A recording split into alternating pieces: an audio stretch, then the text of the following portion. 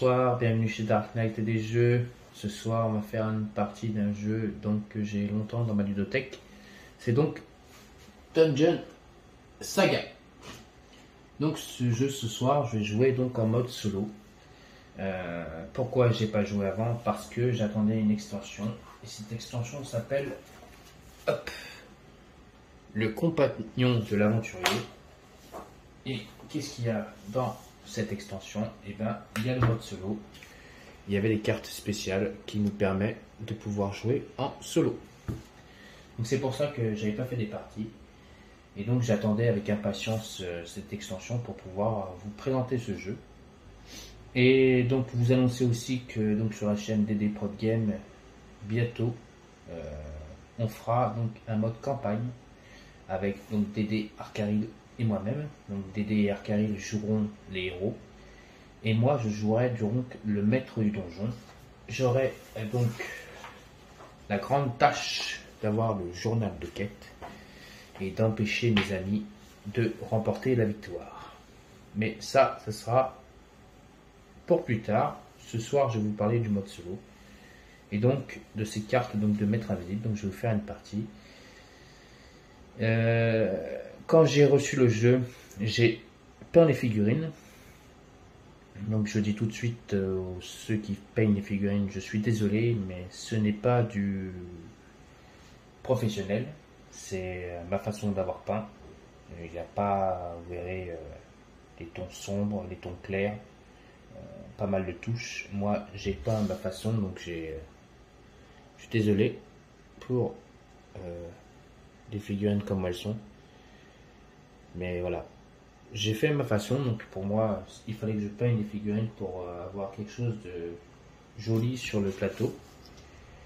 Donc je suis plutôt satisfait de ma peinture. Après voilà, c'est pas du top, mais moi je peins de cette façon-là. Donc j'ai peint les héros. Donc ce soir on va jouer avec Orlaf, le barbare humain. Vous pouvez voir les petites erreurs de peinture. C'est pour ça que je vous dis, je suis pas un professionnel de la peinture, hein, je suis désolé. J'ai fait avec les moyens du bord, donc ma façon. Nous allons jouer donc avec Rodin, le guerrier nain. Donc cette aventure, ils vont se rencontrer dans un donjon. Et donc devront pour objectif ouvrir une porte. Donc je vais vous lire le background. Et après on commencera la partie. Donc n'oubliez pas, là ce soir c'est un mode solo et un futur projet donc avec Dédé et Arcaril donc pour faire un mode campagne où je jouerai les méchants et Dédé et Arcaril joueront les héros. J'espère qu'on fera ce mode campagne pour vous faire montrer comment ça se passe quand on joue à plusieurs. Donc on y va. Par la porte du couchant. Dans cette première aventure d'instruction, les joueurs font leur premier pas en incarnant Rodin le nain et Orlaf le barbare, en les confrontant à un danger immédiat.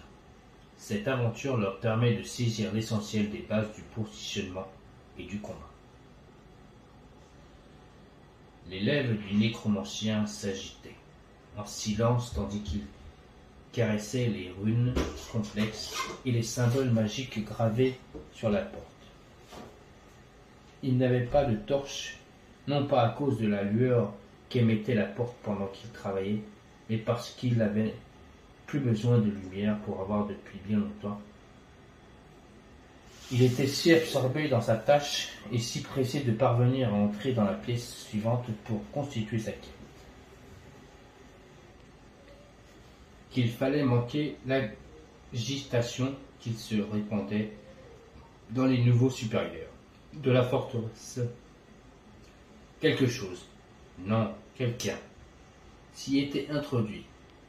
Il laissa échapper un grognement agacé et projeta un fil de conscience vers l'entrée. Pour chercher, sonder la poussière des siècles et les décombres de la bataille passée. Là, il se tendit pour doter un tas d'os qui gisait là d'une étincelle de non-vie.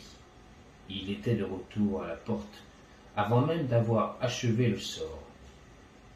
certain que le squelette s'occuperait des fous qui avaient osé pénétrer dans la forteresse. Il chassa ces considérations de son esprit. Il avait de grands projets.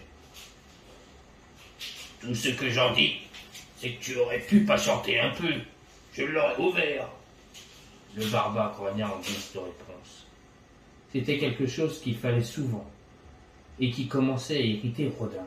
Le peuple nain n'est pas rené pour ses dons dans l'art de la conversation. Mais à ce point, c'était une manie ridicule. Il parcourut la pièce du regard. L'entrée principale dans Dolgar était un champ de ruines couvert de poussière et encombré par des débris épais des temps passés. Un bruissement plus loin, dans le noir, attira son attention, et il leva sa torche pour voir l'origine du bruit. Les flammes révélaient une paire d'orbites aveugles qui le fixaient au-dessus d'un ristus et d'un plaston de cuir moisi qui pendait sur le torse de la créature. Ses doigts osseux serraient une vieille épée rouillée. Eh bien, on dirait qu'on a de la compagnie.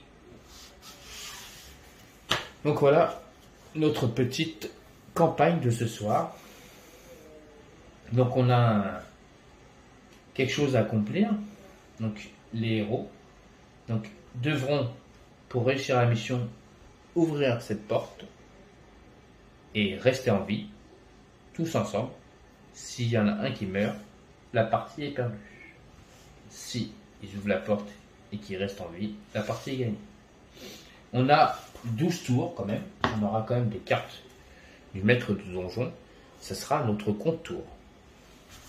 On se servira comme compte tour et non, on ne s'en servira pas pour appliquer les effets. Pour appliquer les effets, on prendra les cartes du maître invisible. Ça nous servira comme si on avait un compte tour. À chaque fois, on mettra des cartes de côté. Ensuite, on nous dit astuce tactique. Le but de cette aventure est de vous familiariser avec la façon dont on utilise les dés. Dans Dungeon Saga, elle se terminera sans doute en combat violent au milieu du couloir, mais c'est parfait. Rodin et Orlaf n'aiment rien autant qu'une bonne bagarre. N'hésitez pas à jouer cette aventure 2 ou 3 fois pour bien vous habituer à la mécanique des dés. Échangez peut-être aussi les rôles et donnez le rôle de nécromancien à l'un des joueurs qui incarne les héros. C'est toujours intéressant car on n'a jamais la même vision d'une bataille dans les deux camps. Donc, je vais vous présenter le tableau du maître nécromancien. Donc, ici, nous avons tous les noms des ennemis. Donc, nous, on va plus rencontrer un archer-squelette, un guerrier-squelette. C'est donc plus les ennemis qu'on va rencontrer ce soir. Ils ont le déplacement, les dés d'attaque qu'ils vont lancer. Donc là, au corps à corps. Et là, c'est à distance. Ici, les dés de défense. Une note. C'est aucune note. Et quand on leur met des touches, qu'est-ce qui se passe? Une touche, aucun effet. 2 touches, ils deviennent des tas d'os. Et 3 et 4 touches, on retire la figurine. Ensuite, donc, on va voir nos héros, donc, qui est Rodin. Donc, avec ses points de vie, ses points de mouvement, ses dés de combat, son armure et sa capacité spéciale qu'on ne se servira pas pour ce petit premier périple, plutôt. On ne se sert pas de sa capacité spéciale qui est exploit. On ne passe pas. Une fois par partie, Rodin ne peut être blessé pour le reste du round en cours. De plus, on considère que tous les serviteurs ennemis adjacents à lui ont joué leur tour lors de ce round. Ils ne peuvent pas jouer d'autres tours lors de ce round pour quelque raison que ce soit. Ensuite, nous avons Orlaf, donc le barbare nain, qui a 5 points de vie, mais lors qu'il va perdre son 4e point de vie, il aura un malus. Donc, comment on fait pour enlever un malus? Et bien c'est simple, il a des dés de combat, il a 5 dés de combat. En enlevant un malus, il n'aura plus que 4 dés de combat. À chaque fois qu'il perdra un malus. En armure, il a 2 dés. Et il a un mouvement de 7. Et lui, il a une capacité spéciale qui est exploit tornade. une fois par partie, Orlaf effectue une attaque de 4 dés distincte contre chaque figurine ennemie adjacent à lui, y compris les ennemis dans son arc arrière. Aucun modificateur ne s'applique aux attaques d'Orlaf, mais les jets de défense sont modifiés normalement. Oui, parce que normalement, quand un des héros a un ennemi dans son arc arrière, il ne peut pas attaquer, il est obligé de faire donc un tour pour pouvoir tourner, et en faisant ça, l'ennemi va l'attaquer. Alors que là, il a une capacité spéciale qui lui permet de faire un tour sur lui-même et de pouvoir attaquer l'ennemi. Ensuite, je vous ai présenté les fiches des héros, le tableau du maître, quelques figurines que j'ai peint. Je vais vous en présenter encore. J'ai essayé de faire quelque chose de propre. J'espère que pour ceux qui peignent les figurines trouveront quand même ça pas mal. Moi j'aime plutôt. Voilà. Après c'est ma façon de peindre. Hein. Je suis pas, comme je vous expliquais tout à l'heure, un professionnel de la peinture. J'ai essayé de faire quelque chose pour peindre mes figurines. Je voulais un jeu quand même avec des figurines peintes. Donc voilà, laissez-moi des commentaires, dites-moi si c'est plutôt bien. Après de toute façon, je suis pas un professionnel, donc je pense pas que je pourrais améliorer ma peinture. Donc on va y aller, on va commencer l'aventure. Donc on choisit le premier personnage qui va jouer. Ça peut être Rodin ou Olaf. On fait comme on fait. Mais avant de commencer, on nous dit que le maître du donjon, quand on joue à plusieurs, il va déjà retirer 2 cartes. Donc on va retirer ces 2 cartes, qui sont donc des contours. Il nous reste donc 10 tours pour réussir la mission. Donc j'ai déjà retiré 2 cartes. Donc on va y aller, c'est Orlaf qui va commencer. Orlaf il a un déplacement de 7 et il fait 1, 2, 3 et il va se retourner pour pouvoir attaquer le squelette. Et il est dans son arc avant. Parce qu'il y a l'arc avant, l'arc arrière. Il y a le désengagement aussi. Donc quand une figurine se désengage, l'ennemi attaque. Il ne peut pas se désengager sans que l'ennemi attaque, à part s'il a une capacité spéciale qui lui permet de faire un désengagement, et là, il ne se fait pas attaquer. Sinon, un désengagement coûte une attaque. Et quand on est dans son arc avant, donc il peut attaquer normalement. Sinon, il y a certains arcs, je n'ai pas de règle, sinon il y a certains moments, certains endroits, pour pouvoir attaquer, il doit faire donc, un tour sur lui-même, ou une capacité qui lui permet de faire ce tour pour pouvoir faire une attaque. Et des fois, les ennemis nous attaquent parce qu'on fait cette spécificité, à part notre ami Olaf, qui a la capacité, lui, de pouvoir se retourner gratuitement, en attaquer les ennemis en arrière. Et là, lors de cette aventure, il n'a pas cette capacité. Donc, il va attaquer un nain, donc lui il a 5 dés. Un squelette, lui il a 5 dés. Et le squelette, lui, il a 2 dés. Donc on va lancer tous les dés pour savoir quel va être le résultat. On y va. Et c'est un très mauvais jet parce que il faut enlever déjà tous les deux, qui sont la défense du squelette. Et ensuite, on va regarder par rapport à l'attaque, qu'est-ce qui est le plus fort. Donc déjà là, 5-5, il y a une égalité. Ça fait 0 touche. Et là, le squelette, il fait un 4. Et alors là, il fait un 3. Donc, c'est le squelette qui réussit à se défendre. Ensuite, c'est au nain de... avant le nain, une carte de maître invisible. Donc, on va regarder juste le bas pour savoir s'il y a une interruption. Pas d'interruption. On peut y aller. Donc, le nain va jouer. Donc, le nain se déplace de 6. 1, 2, 3, 4, 5, 6, il va venir ici. Le tour des héros est terminé. Donc on tire une carte maître donjon, un tour vient de se finir.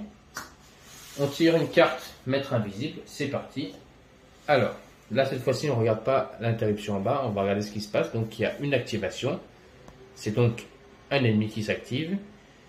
Et on a une ordre en dessous, c'est encerclement. Donc encerclement, c'est ce qui veut dire encerclement.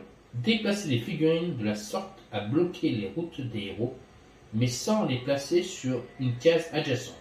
Il s'agit ici de leur bloquer la route physiquement en plaçant des figurines sur leur chemin ou en disposant leur arc avant de telle façon que les héros sont incapables de passer sans être contraints de s'arrêter.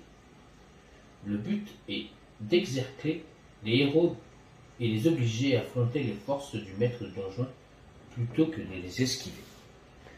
Donc, on a une action par rapport à ça. On doit donc faire une action de encerclement. Donc, lui, il va se mettre ici.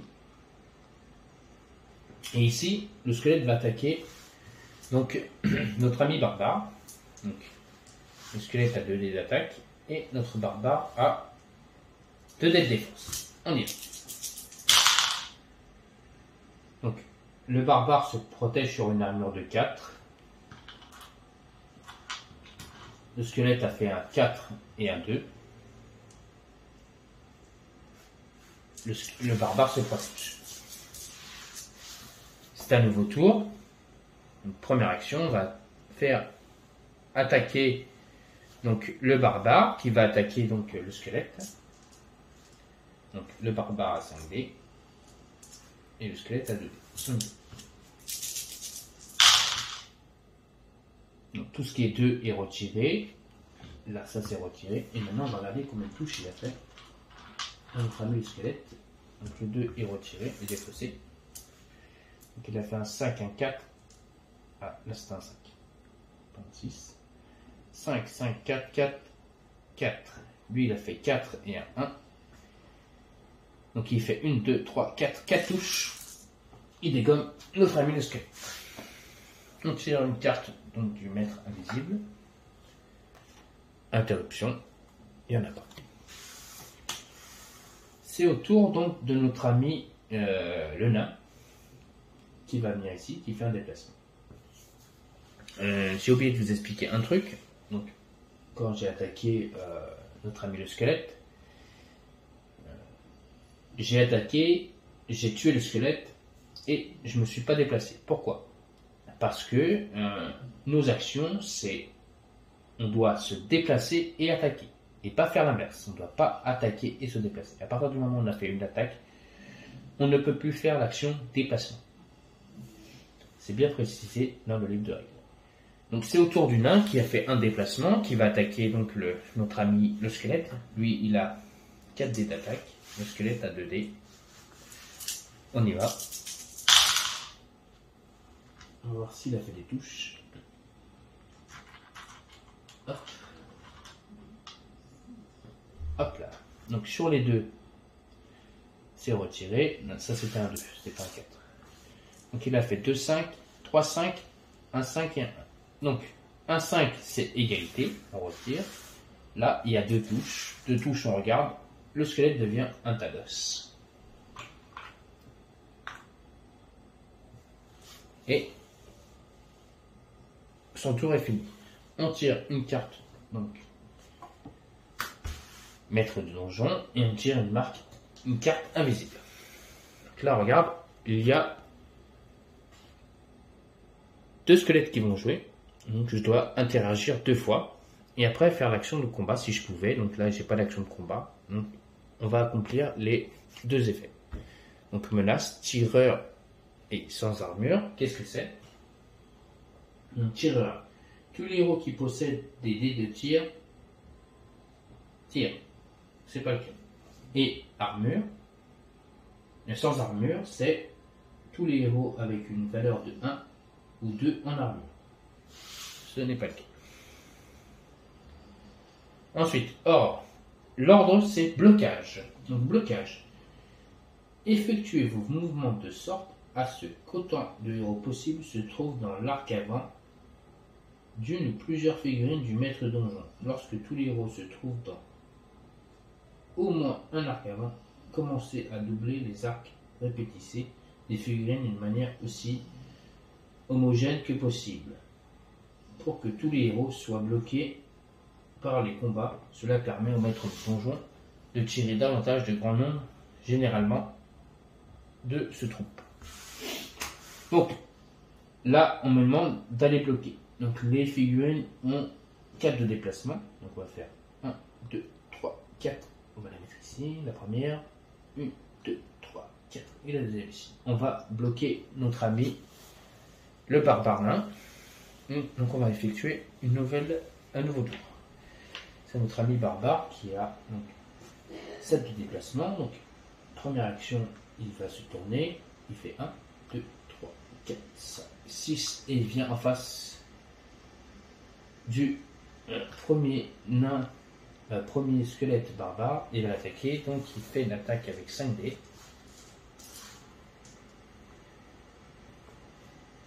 Et notre ami le nain, j'en veux avec le nain. Le squelette a 2 dés de défense. On y va. Ah, donc tous les deux sont éliminés. Donc là, il fait 2, 1, ça c'est sauté.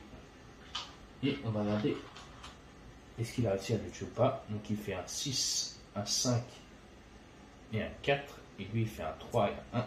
Donc il fait 1, 2, 3, 3 touches. Et 3 touches, on sait que c'est le squelette est éliminé. On va tirer une carte, mettre invisible. On va voir s'il y a une interruption. Interruption. Non.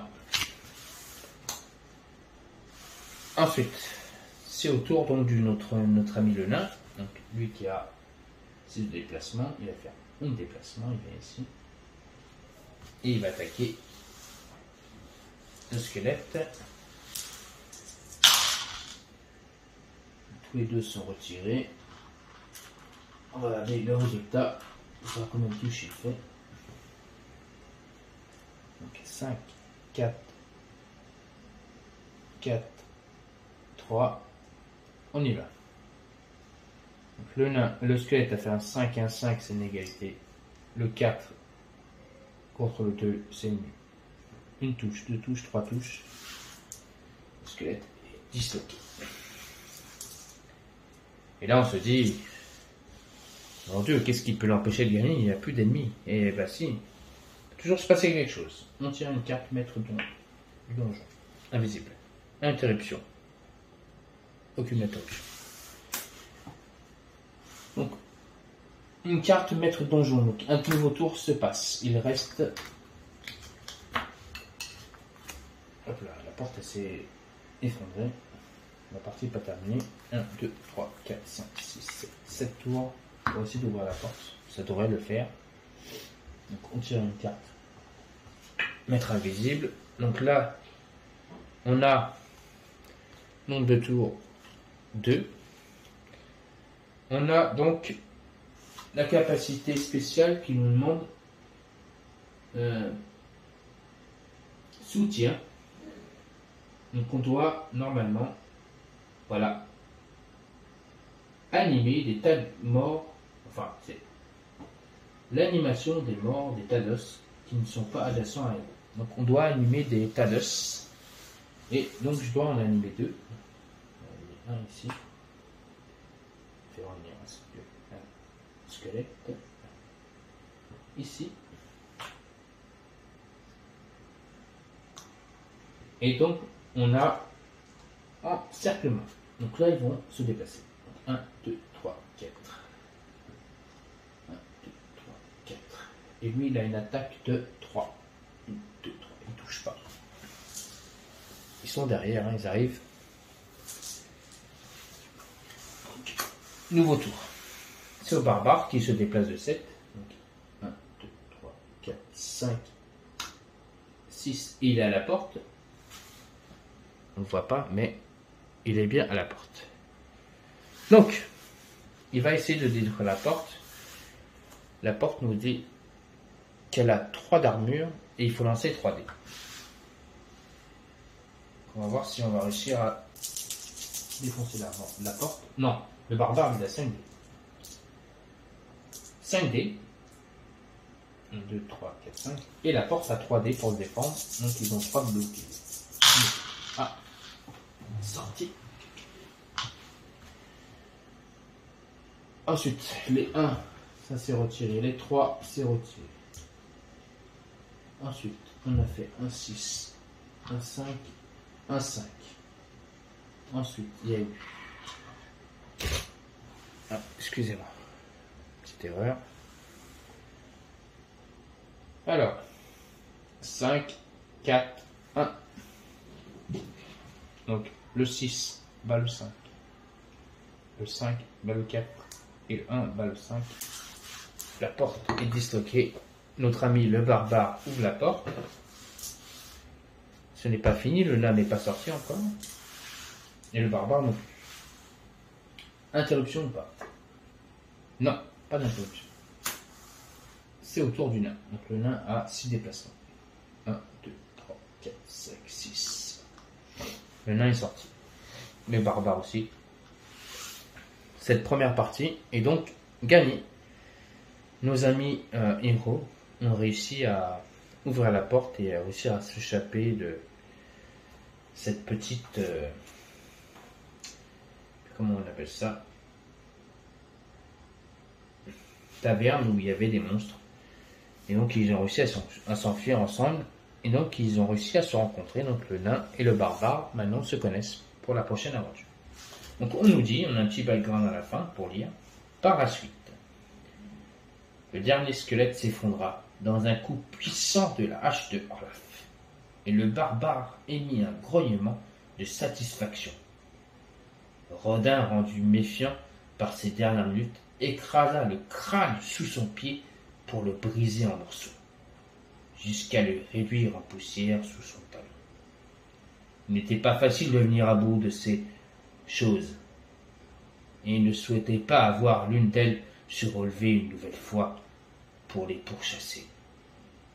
Olaf expira longuement et donna un coup de pied dans une main coupée qui gisait sur le dalle de pierre à côté de lui. Bon, et maintenant?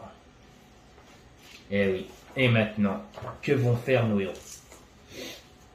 Donc, on aura une deuxième mission, et cette fois-ci, cette mission, ça sera la rencontre entre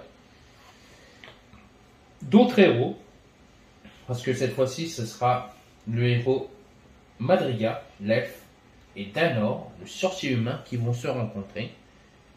Donc je ferai la mise en place, et on fera la suite de cette aventure, donc toujours pareil, en solo, avec donc des cartes du maître invisible, qui nous diront s'il y a des interruptions ou pas, et donc les contours, les cartes maître donjon me servent donc des contours, qui pour compter les tours, pour savoir combien de tours il me reste avant, pour savoir si j'ai gagné ou pas l'aventure. Donc j'espère que cette petite vidéo vous a plu. Donc c'était la première aventure d'instruction, donc de présentation de deux héros qui se sont donc rencontrés dans ce château. Et donc ils ont réussi à s'enfuir par la porte et à se préparer pour de nouvelles aventures. Et donc la prochaine fois, ce seront donc nos deux nouveaux héros qui vont essayer aussi eux de s'échapper et de rejoindre nos deux amis. Mais ça, on verra ça dans une prochaine aventure, donc Donjon Saga. J'espère que ça vous a plu. N'oubliez pas, abonnez-vous à ma chaîne, donc Dark Knight et des jeux. Laissez-moi des commentaires, mettez-moi des pouces. Et quelque chose aussi de très important, j'ai oublié de vous dire. Je vous le redis, je pense que je vous l'ai déjà dit, mais je vous rappelle que Donjon Saga bientôt sur la chaîne donc DD Pod Game, donc pour une partie donc de campagne avec donc DD et Arcari qui joueront les héros et moi qui les empêchera à tout prix, mais je dis bien à tout prix, qu'ils gagnent ou qu'ils sortent vivants de ce donjon. Donc je vous dis à très bientôt donc pour de nouvelles aventures donc de Donjon Saga. Allez, bonne soirée à tous et à la prochaine.